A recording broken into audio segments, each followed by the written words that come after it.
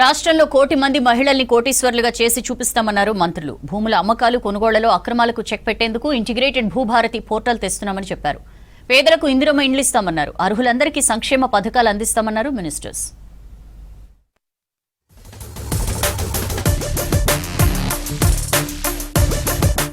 Revenue శాఖలో అనేక సంస్కరణలు అమలు చేస్తున్నామన్నారు మంత్రి పొంగులేటి శ్రీనివాసరెడ్డి. సర్వేయర్ల వ్యవస్థను బలోపేతం చేశామని చెప్పారు.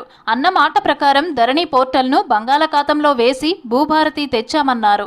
రంగారెడ్డి జిల్లా ఆమనగల్లో భూభారతి పోర్టల్ను ఆవిష్కరించారు మంత్రి పొంగులేటి.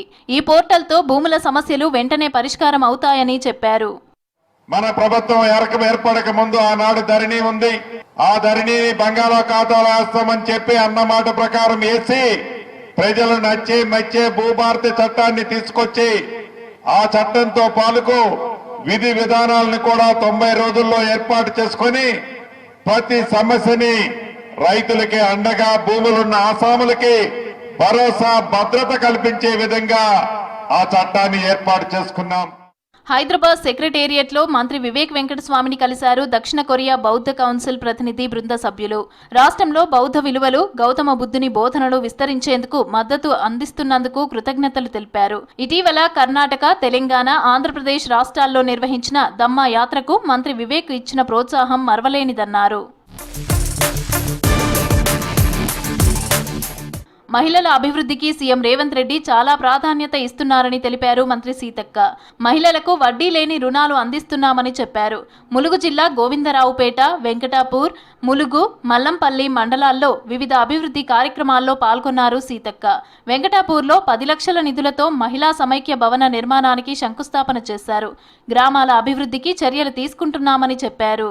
మహిళా సంఘాలు మహిళలు కూర్చొని మీటింగ్ పెట్టుకోవడానికి, మాట్లాడుకోవడానికి ఎక్కడ అవకాశాలు లెక్క ఇబ్బంది పడుతూ ఉంటే మరి మన ముఖ్యమంత్రి రేవంత్ రెడ్డి గారు మహిళలకు ప్రాధాన్యత ఇవ్వాలని, ఏదైనా వ్యవహారం ఉన్నప్పుడు మాట్లాడుకోవాలంటే ఎక్కడెక్కడికో పోయి అడగాల్సి వస్తుందని ఒక్కొక్క భవనానికి 10 లక్షల్లాగా ఇవ్వడం జరుగుతూ ఉంది.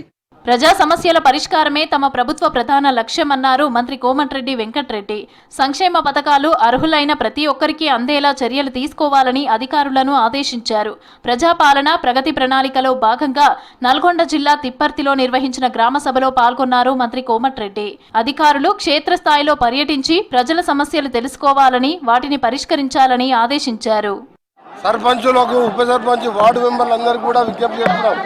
మీకు ప్రభుత్వ పరంగా ఎన్ని నిధులైనా తీసుకొచ్చి నల్గొండ కాన్స్టిట్యున్సీని ఒక రోల్ మోడల్గా రైతులకు చివరి ఎకరం వరకు నీళ్ళు ఇచ్చే కార్యక్రమం కానీ, ఏఎంఆర్పి లైనింగ్ కానీ, ఇంకా మన ఇంటి విషయాల్లో కానీ, ప్రతి ఊరికి సబ్స్టేషన్ విషయంలో కానీ ప్రతి దాంట్లో మీ ఎమ్మడి ఉంటాను.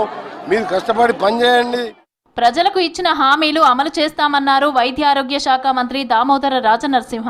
అన్ని వర్గాల సంక్షేమమే ప్రభుత్వ ధ్యేయమని చెప్పారు.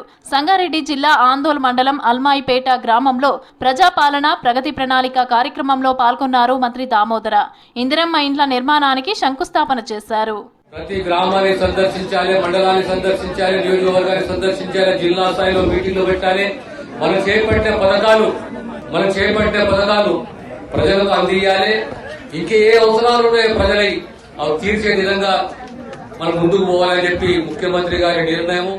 అస్సాంలో ఎన్నికల ప్రచారానికి వెళ్లారు మంత్రి సీతక్క. 2 రోజులు డిబ్రూగర్ జిల్లాలో కాంగ్రెస్ అభ్యర్థుల కోసం ప్రచారం చేయనున్నారు.